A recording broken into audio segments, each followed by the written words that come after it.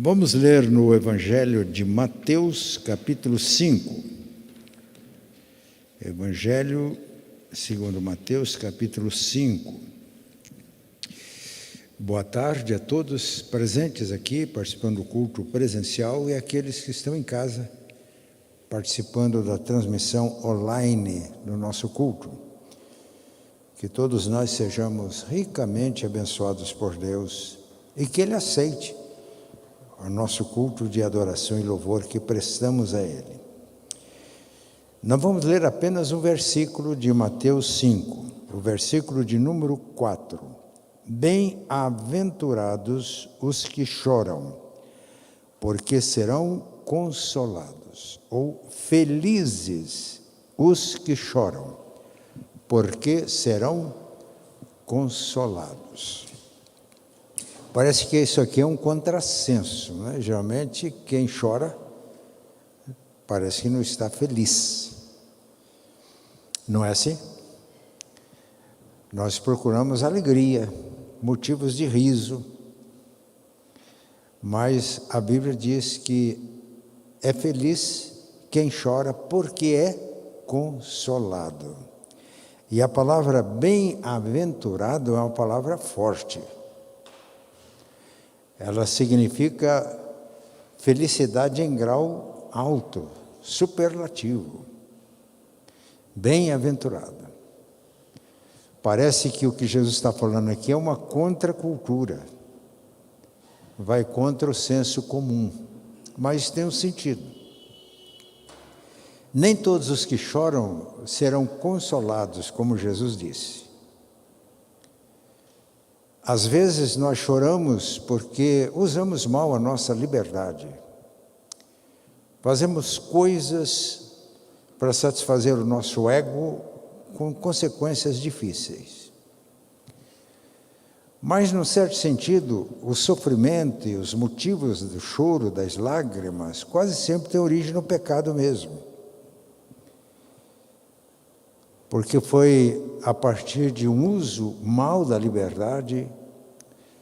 Deus tinha colocado um homem num jardim aprazível, tinha toda sorte de árvores aprazíveis à vista, beleza, e que dava fruto para alimento, utilidade.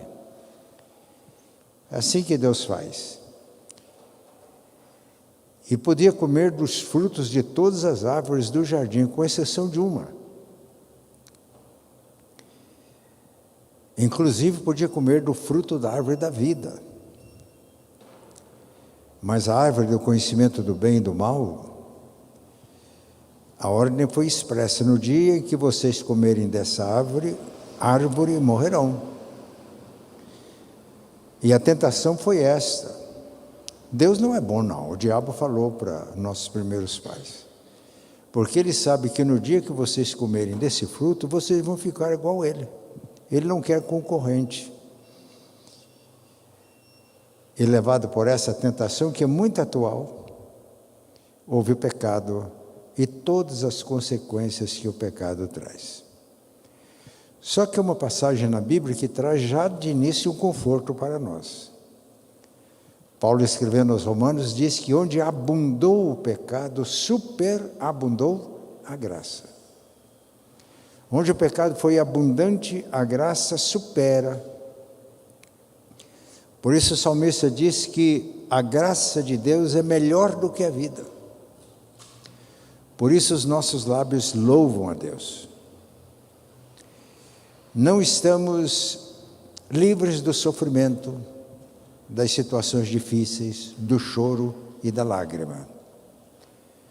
Mas somos felizes e bem-aventurados porque a graça de Deus opera.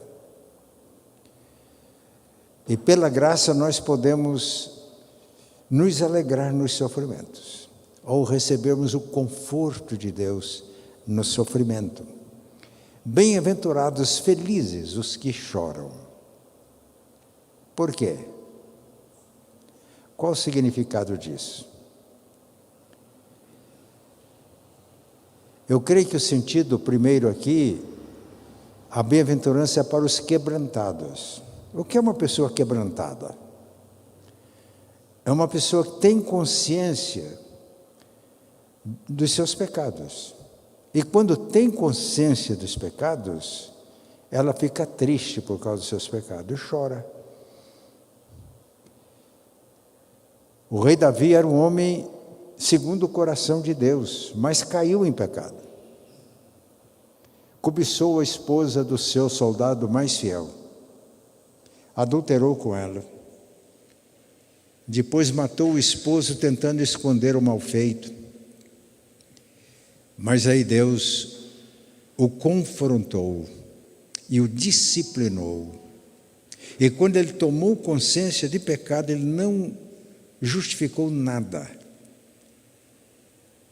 Ele confessa, isso está no Salmo 51. E Davi diz: o Senhor não quer sacrifício, porque senão eu daria. Ele podia dar muitos animais de sacrifício. O que o Senhor quer é um coração quebrantado. Porque é um coração quebrantado e contrito.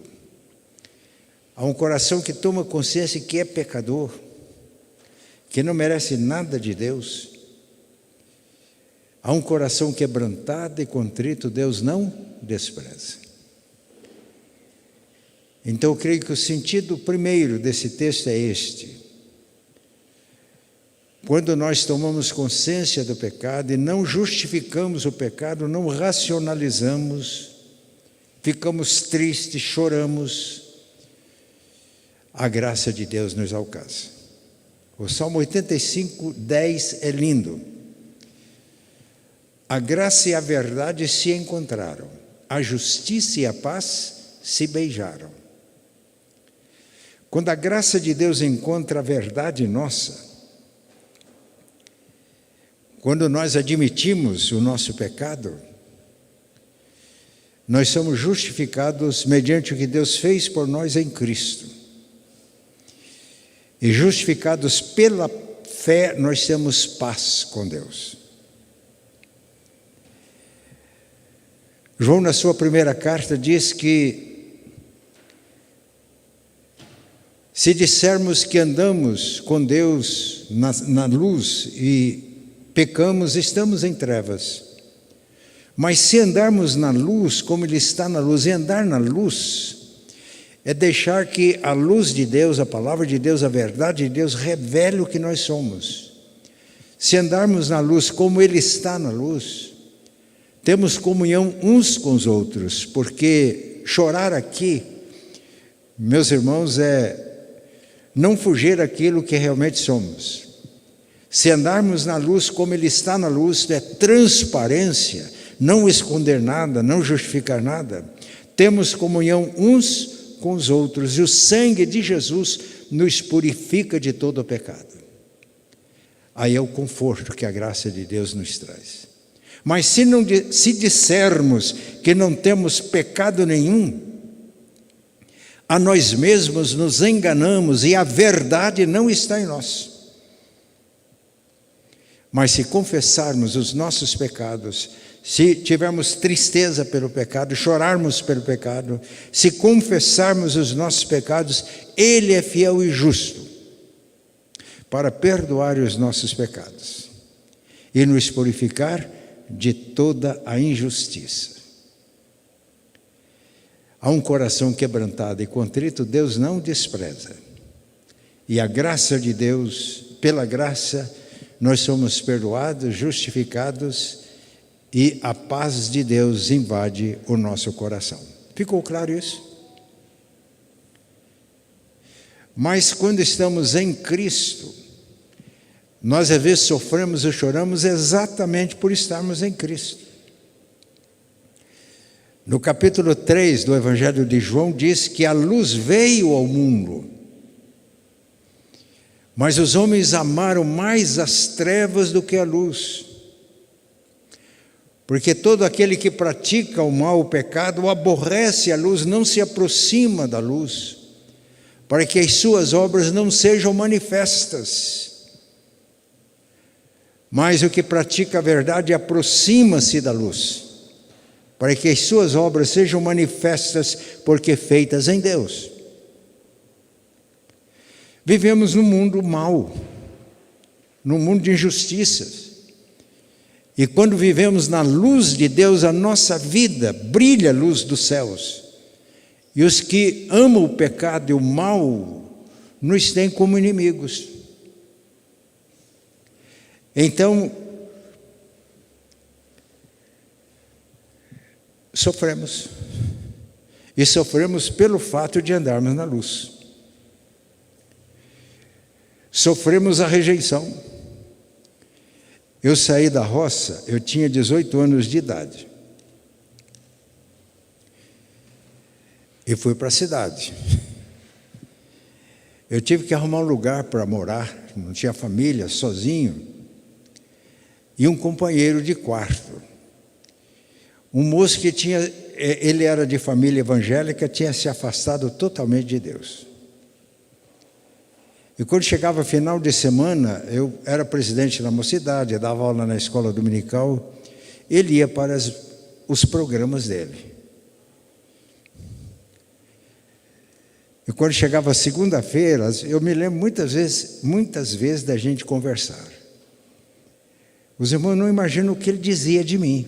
Um bobo, um tolo, perdendo a vida, não divertindo. Eu sabia tudo o que ele fazia. Mas geralmente segunda-feira eu conversava com ele. Está vendo? Você acha que eu sou bobo, sou um tonto, porque não faço as coisas que você faz? Mas eu estou feliz. E você está numa fossa danada. Essa vida que você está levando não é vida.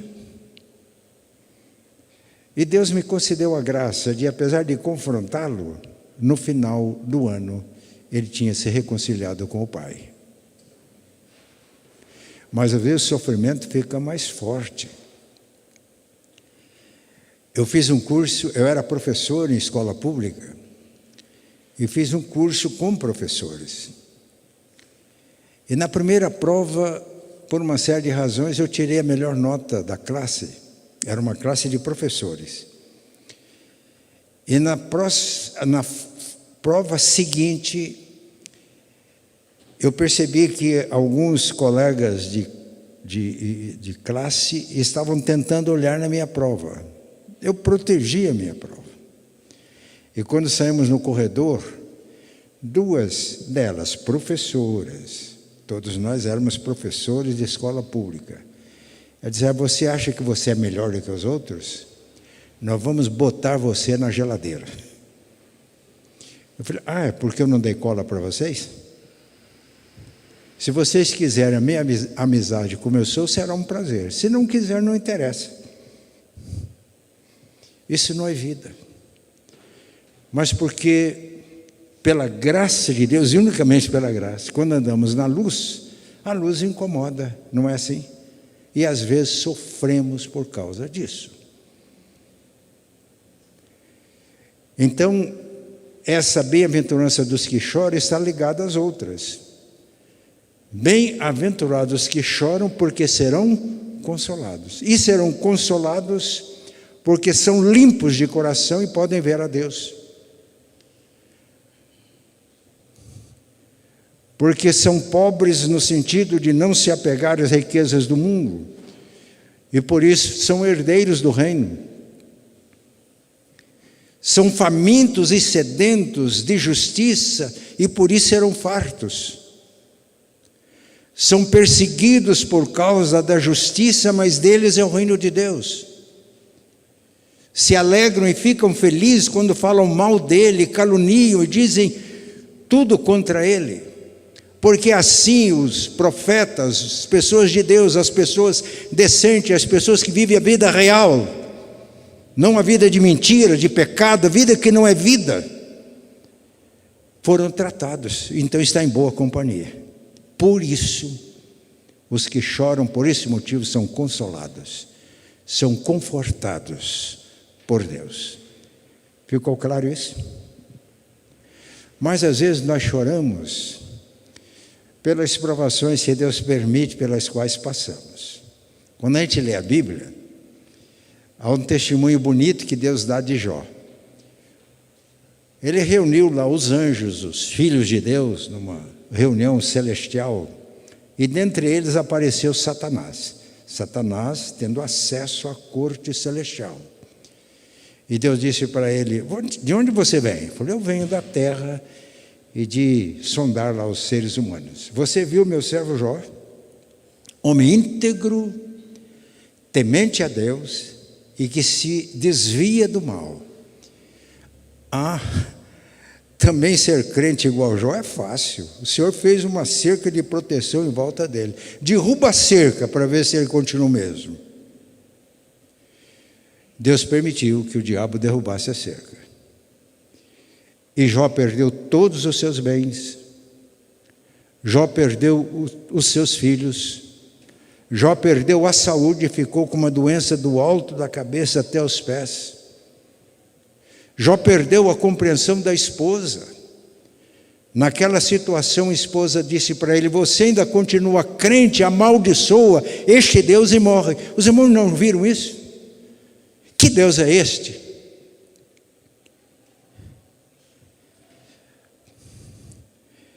Jó lamentou. A gente lê o livro de Jó.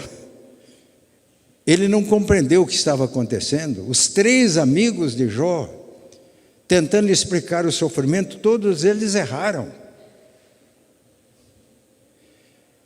O argumento deles era muito lógico: Jó, não tem efeito sem causa. Se você está passando por tudo isso, é porque você pecou. Jó sabia que não. Mas no final, Jó disse: antes eu conhecia Deus de ouvir falar, mas agora disse para Deus: eu te conhecia de ouvir falar, mas agora os meus olhos te veem, por isso eu me arrependo no pó e na cinza.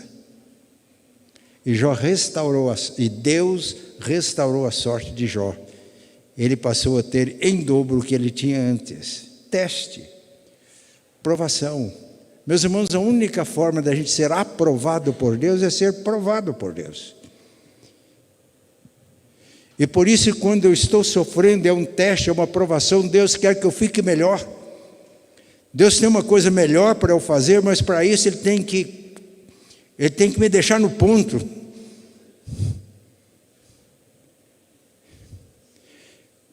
Quando eu tenho consciência que é provação, no sofrimento, nas provações, Ele está com a gente, Ele nos dá o conforto.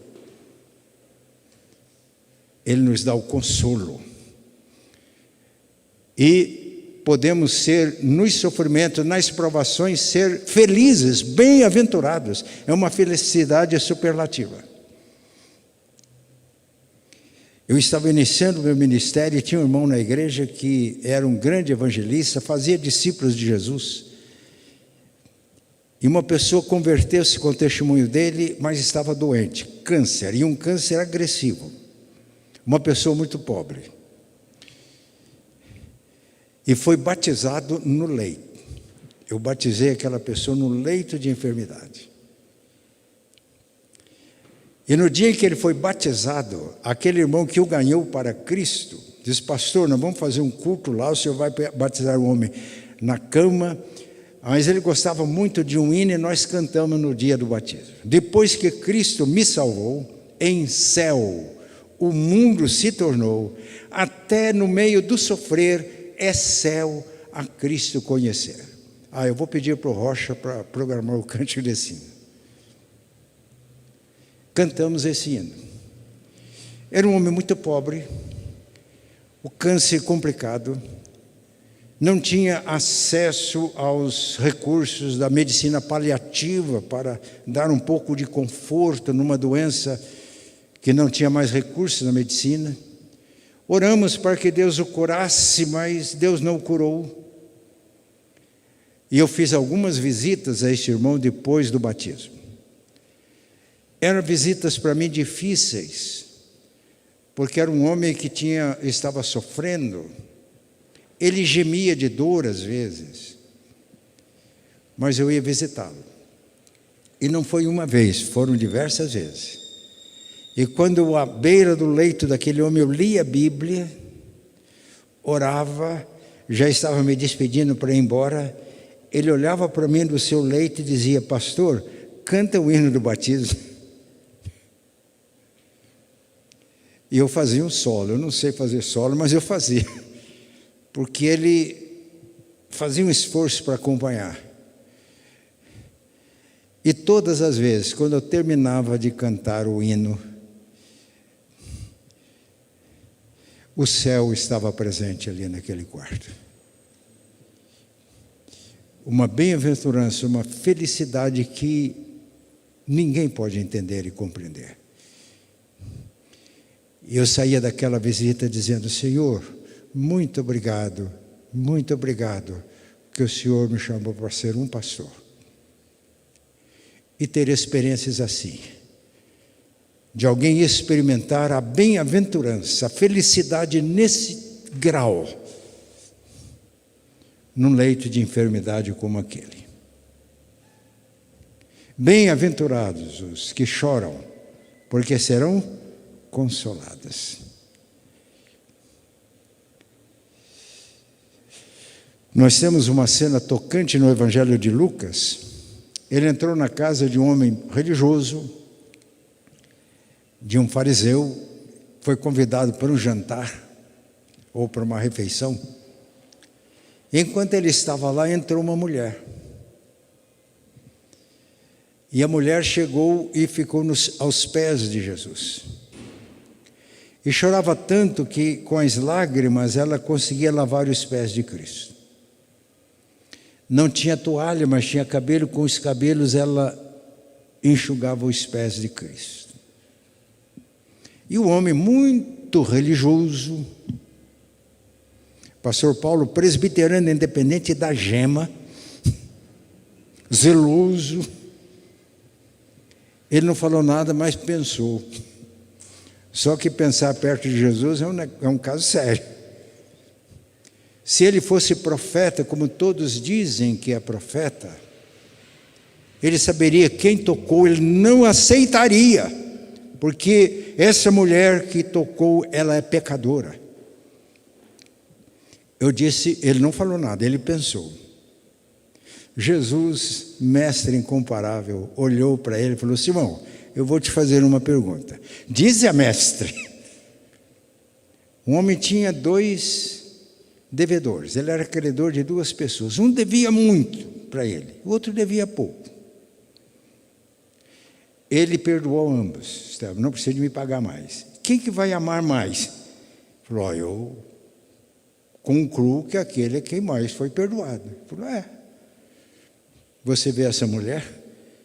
Eu entrei na tua casa, você não me deu o ósculo. Era uma norma na época, receber o hóspede. Era uma norma lavar os pés. Geralmente era trabalho feito por escravo. Você não me lavou os pés, mas ela lavou os meus pés com as suas lágrimas. Você não enxugou meus pés com uma toalha. Essa mulher, fazendo uma coisa que parecia ridículo, ela enxugou com os seus cabelos. Você não me deu ósculo, ela beija os meus pés. Por isso olhou para a mulher e disse: vá em paz, os teus muitos pecados estão perdoados. E a mulher saiu dali feliz. Esta é a bem-aventurança de quem se quebranta, de quem se humilha, de quem lamenta os seus pecados, chora como aquela mulher. O Senhor vê, o Senhor contempla, o Senhor perdoa os pecados, o Senhor conforta o coração, e o Senhor dá esta alegria e esta felicidade que ninguém pode explicar. A gente só pode experimentar. Que Deus nos ajude, que esta mensagem possa ter falado ao seu coração.